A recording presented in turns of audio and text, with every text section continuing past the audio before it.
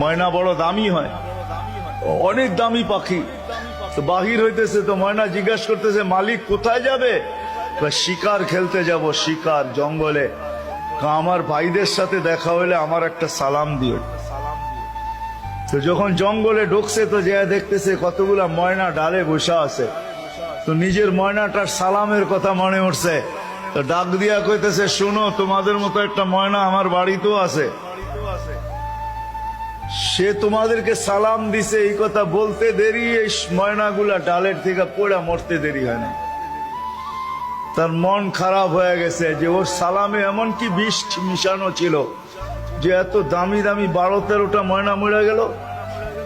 তো শিকার না খেলেই বাড়িতে চলে আসছে। তো ময়না জিজ্ঞাসা করছে মালিক এত তাড়াতাড়ি ফিরলে, হাতে তো কোনো শিকার দেখি না।